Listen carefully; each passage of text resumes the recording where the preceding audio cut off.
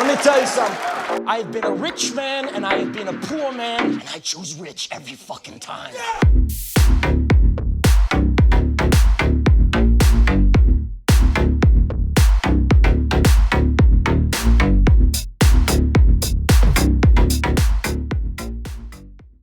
Welcome to Market Makers, everyone. Your home for tomorrow's TA today. So where we are in the market, guys, I'm looking for this pullback / retracement. As you know, I was looking for this as a July top, and we did get a July top. We just didn't get much of a drop. Less than half of what I'd hoped for.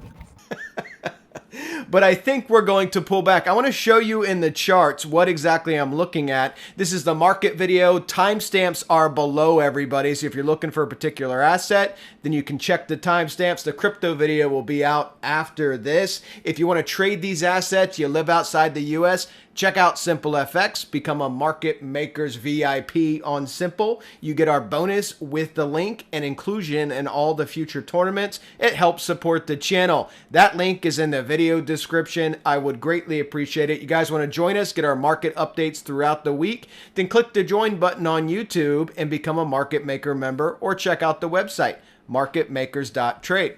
Let's go ahead and start off. So what we're looking at, this is NASDAQ futures on the weekly. Why are we looking at the NASDAQ? Because this is responsible for the vast majority of the gains, especially since the invention / adoption of AI and AI adjacent companies. On the bottom, we have the Canary RSI. I spent all weekend programming this thing while you guys were watching football. I did get to watch my Jaguars win, but while you guys were watching football, I was programming an indicator. So this indicator, I had a Grok back test it. It's fantastic. But this is what I want to show you guys here. Let's look at this. So on the weekly Canary, this is really the canary in the coal mine.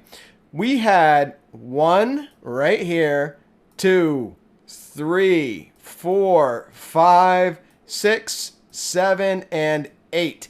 8 separate times on the weekly, on the Canary RSI, we were overbought. Okay, 8 separate times. You can see it down here. This is not a normal RSI. This has dynamic filtering vis-a-vis RMA, vis-a-vis ATR. So it's really a cool indicator.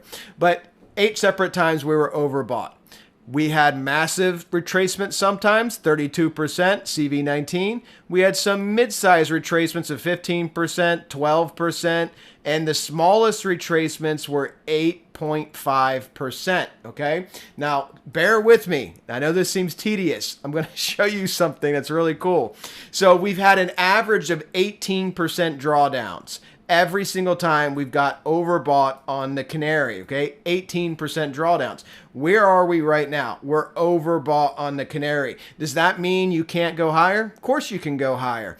But when you look at this, let's go ahead and erase some of these that don't matter. We don't need the CV19. I want to show you something really interesting here. Get rid of these big ones. Get rid of that big one right there. These 2 retracements that were 8.5%, why these are significant. Let me zoom this in a little bit. Because notice what happened. Now, keep in mind, this is November 2021, right? Remember Bitcoin's 4-year cycle? Yeah, that's when Bitcoin peaked 2 weeks before the NASDAQ. It's when the Russell peaked, right? Now, look what we did. We rallied up into September. This was early September. Everything's taking longer here in 2025. We rallied up into September, sold off 8.5%. Boom, blow off top, 30+% drawdown after that. This is exactly what I'm expecting. You've heard me say I think 2026 will look like 2021 or 2022 for the retracement. But I think you're going to get this move. Move up like we just did, 8.5% drawdown, boom, blow off top. Where else did we do it? Right here. We had to move up into that February high or spring high in March, fall or spring equinox.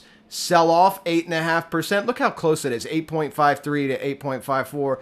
And then you made a major top and then a 17% drop. So these 8.5% retracements have provided significantly higher tops and then significantly larger drops. When you look at where you are right now, right? Just look at where you are right now here on the price action. You're at a 50% rally off the tariff derangement sell-off, okay? You're at a 50% rally. So when you measure this thing out, 52% up off the low. Look at the price action. Just looks, it looks so toppy. I'm going to show you NVIDIA because that's holding up the market, but it looks so toppy. I just want you to put in perspective on a weekly time frame. We're talking about an 8.5% drop, 8% drop. 8% takes you to that fractal low of 23,000 on NASDAQ futures. You're at 24,811, right? With your high of just above 25K. 8.5% would take you right around these fractal lows of 22,775. That's what I think is going to happen. I think you're getting this move because once you get this move pulls back. Look what you're testing. You're testing base of support. Then you're going to do that move, okay? And so everything's taking longer. We did this move in November of 2021 for the top, and we did the little 8.5% retracement back starting in September. Here we are going into a first week of October soon, which is going to be my birthday, guys. I'll be 47. Believe that shit? But we did this exact same move. 8.5% drop, boom, blow off top. So again, you know, this was right around Thanksgiving. It topped. Things can move faster now, and also things could take longer. What's wrong with the December top, right? So I think we're going to get this retracement. The market looks toppy. It's being held up by one stock as we are talking right now. There's nothing preventing this thing from doing this move. This is such a base move to do. Do this kind of retracement. I mean, look at it look at the low. I mean, look how significantly higher low that would be with an 8.5% retracement, a move you've done twice prior to getting a major top in a major sell-off in the NASDAQ. I think that's going to happen. So when will this trigger, right? That's the whole thing. Well, we got to go to the VIX because the VIX is correlated to the S&P. But what you need to look at here, a couple different ways to look at this. If you look at the VIX, I've been showing you guys, right? We have our trend line that has to break, and right now that'd be about 18. If we get 1 point higher, we're going to have the 18 RMA cross the 36 RMA. Why is that significant? Because if you just look back in the VIX, every single time with zero false signals over the last year or so, every single time the 18 has crossed the 36 RMA, you've got significant spikes every single time, causing a retracement, okay? And we're so close. We're within 1 point on the VIX of getting this crossover. If we get that crossover, you snap that trend line, where's the VIX going? I think you're going to end up between 25 and 30 on the VIX. More than enough to cause a retracement. And then the VIX will come back down, and then you'll be going up towards your blow off into this blow off top, and then the selling that you'll have in 2026. Now, what's the one stock holding up the market? It's NVIDIA. It's breaking out of its range. So if we're going to analyze NVIDIA, remember this is 10% of the NASDAQ 100. This is 8%, almost 9%. It has a heavier weighting now. It's probably almost 9% of the S&P. One company out of 500 companies is basically 1/10 of the S&P. So when we look at our larger pattern, how it tracked, the 1618, because what use is Fibonacci if it doesn't track, right? That's why it's important to understand patterns. But how did it track? Well, this provided the top up here around 150, 43% drop. How did the 200% expansion range track? Same thing, provided the top, 11% drop, and now you're trying to break up above it. So where's it going? Well, we're going to look at this a couple different ways. We can pull our top here, get our next range expansion here. And you got 194, 219. And if we look for Fibonacci confluence, we can do range expansion from that next Wyckoff fractal market. Look at that, 197, 205. I think you're going to go to 195, 205 here if NVIDIA keeps rallying up, okay? That's what's holding the market up, is getting this late pump. Everything else, a lot of the Mag 7 are selling off a little bit, have some weakness. None of them are near their highs except for Google, maybe one other.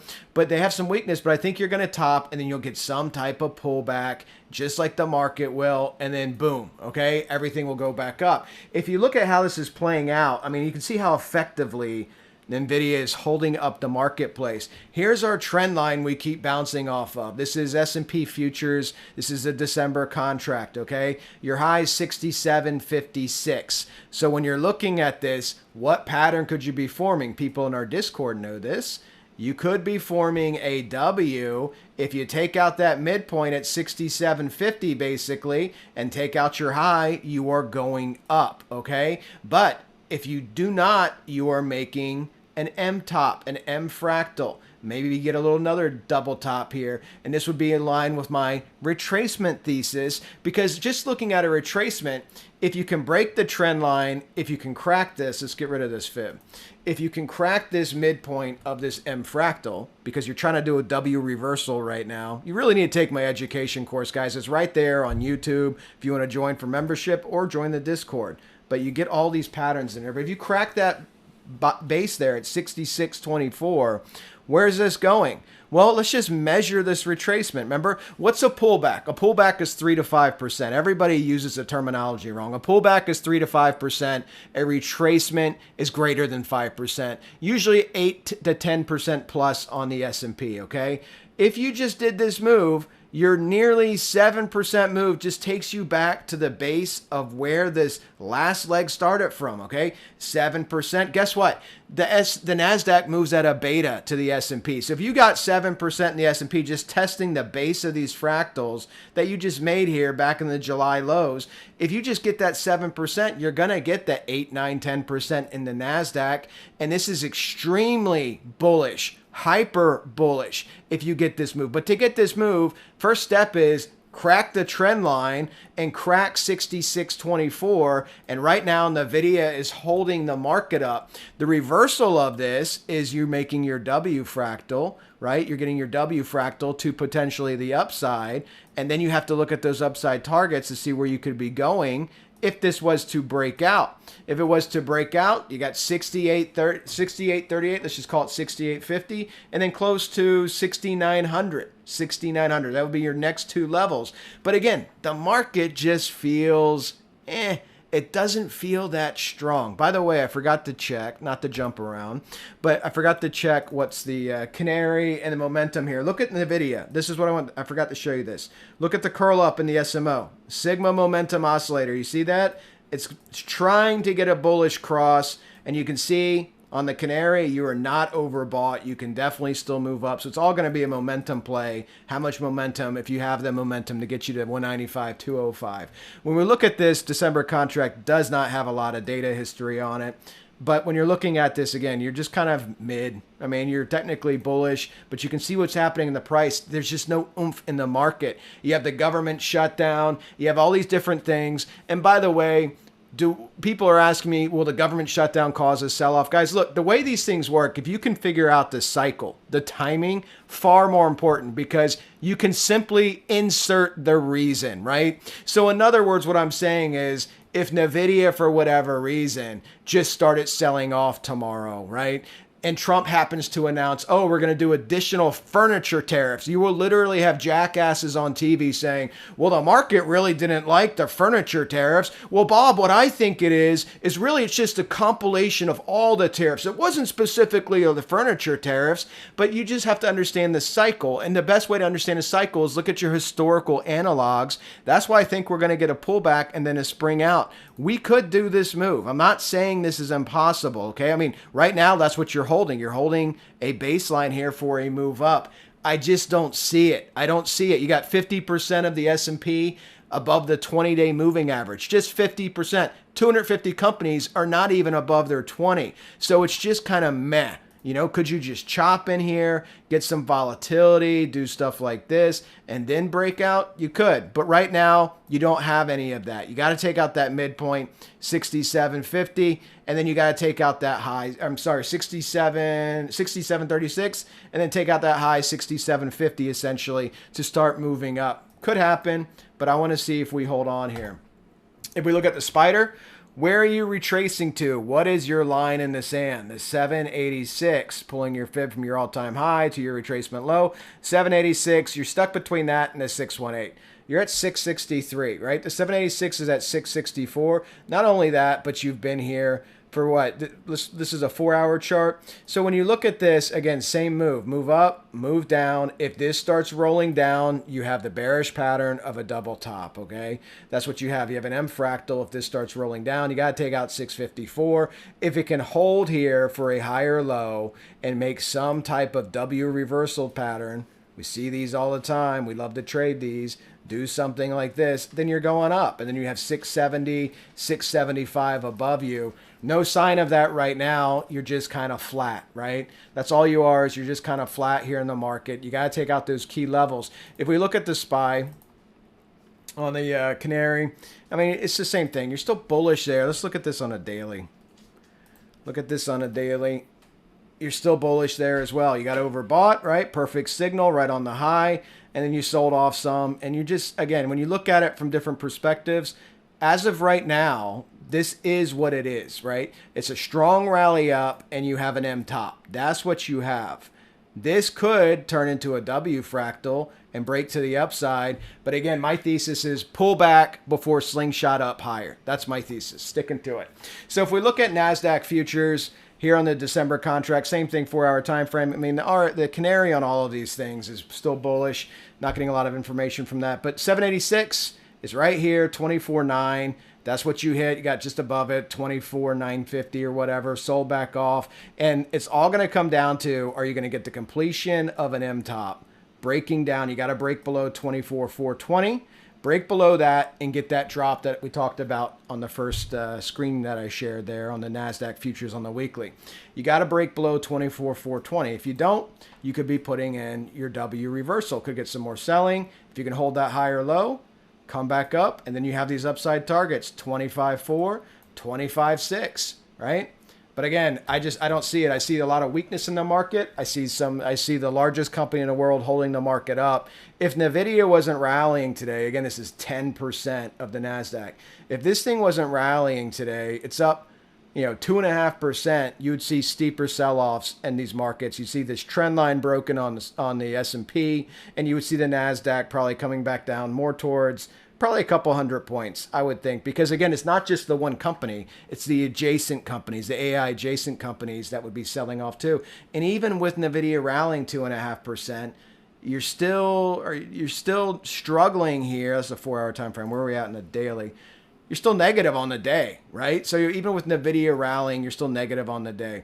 But that's what it looks like to me, is an M top until proven otherwise and getting a W reversal. So that's just where it's at, guys. Everything's kind of stuck. It's kind of boring to look at, but it is what it is. If you look at the Qs, the exact same pattern on all of these. You have the M top. Where are you failing? 786 at 599, 79. So basically you're failing at 600. You tried to get above it. Your high is 602. You got to break 588 to crack the M fractal to get downside. And then you want to look at 559 as a target. If you get below 588, probably get some type of back test. And then you'll be going back down again if that happens. So far, it's floating. You are in a float, in a coil. You could bias either direction. I'm just telling you my opinion. Doesn't mean it's correct. If you look at the Russell, again, this to me is a triple top. This is like literally a textbook triple top, right? You go read Gann's books, textbook triple top. But you have a triple top. Triple tops normally retrace, and I'd be looking at about, it's 22.85 on Russell futures. They normally retrace, then you break through on the fourth attempt, again giving you that low, much higher low, right? That's the key thing. Even with these 8% drops on the NASDAQ, on the Russell, what would this be, by the way? If we go from our high to the 618, 8.8%. Easy. Easy peasy, super bullish, using all these candles as support. All these candles as support. You get this drop, you come here, you base, boom, going back up, guys. Going up for the blow off top. That's what I think's happening in the markets. Tune in for the crypto video next. Hope you guys consider joining the Discord. Talk to you soon. Have a fantastic week.